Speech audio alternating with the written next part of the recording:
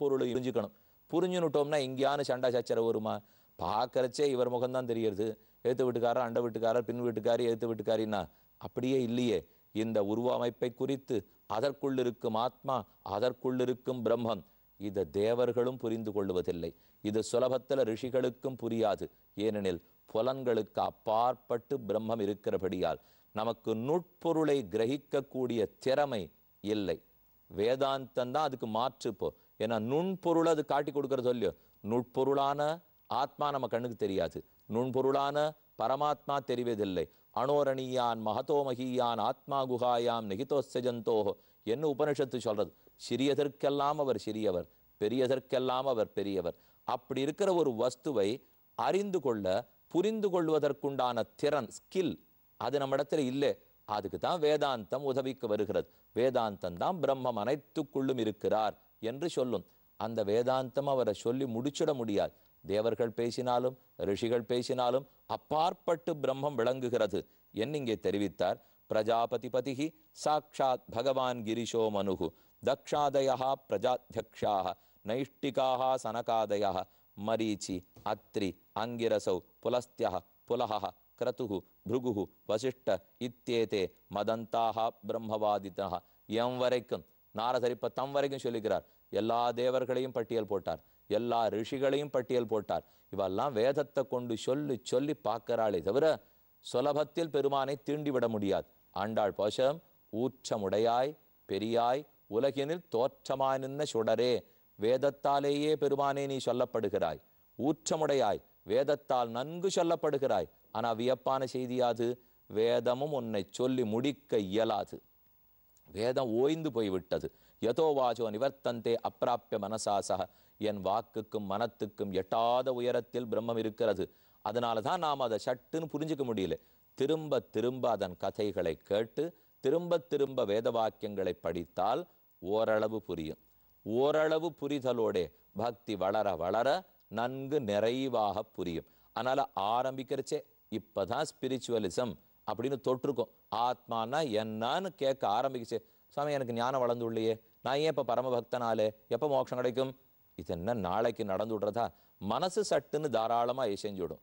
பக்தி ஓஹோன்னு ஒரே நாள்ல பெருக்கி கொண்டு விடலாம். ஆனா மெதுமெதுவே தான் ஞானம் வளரும், மெதுமெதுவே தான் வைராக்கியம் வளரும். ஏன்னா இத்தனை நாளா அந்த வாசனையோடையே வாழ்ந்திருக்க முடியும். மனப்பதிவுகளை இம்பிரிண்ட்ஸ் அதை விலக்கி விடுறது அவ்வளவு சுலபமே கிடையாது. ஏதோ மணல்ல காலை பதிக்கிறோம், ஒரு காத்தடிச்சுன்னா சரியாப்படும்.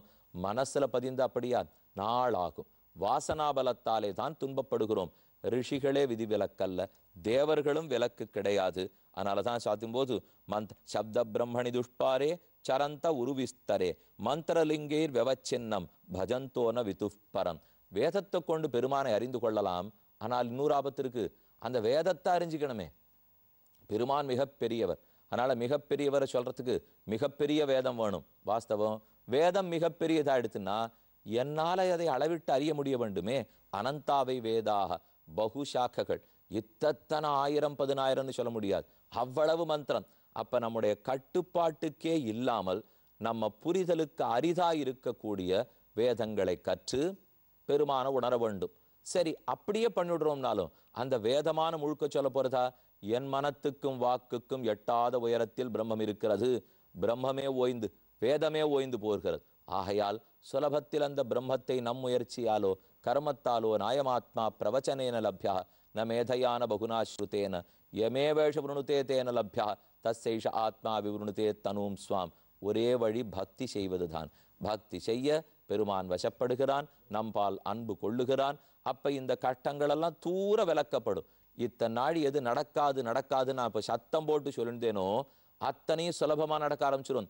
ஏனால் முயற்சி அவனதாகிறது. நாம பெருமானிடத்தில் சமர்ப்பித்து விடுகிறோம். அவர்தான் நம்மை ரட்சிக்க போகிறார். மேலே சொன்னார், மார்த்த திருஷ்டிங் கிருதாக ஸ்ரோத்ரஸ்பர்ஷிஷ்வ பிருஷ்ட வஸ்துஷு ஆகூர் தூம்ரதியோ வேதம் சகர்மகம தத்விதா ஸ்தப்தோ விருத்த ஸ்தப்தா பிருகத்தான்மானி கர்ம நாவைஷி யத்பரம் ஹரிர்தேக பூதாத்மாத்மா ஸ்வயம் பிரகிருதிரீஸ்வரா. நீயே அந்த தப்பு தானே பண்ணியிருக்காய். பிராச்சீன பர்கிஸே உலகம் முழுக்க தர்மத்தை பரப்பினாய், கிழக்கு முகமாக வைத்தாய், தவமாக இயற்றினாய், யாக யஜ்ஞங்களை பண்ணாய், பசுக்களை கொன்று ஆகுதி கொடுத்தாய்.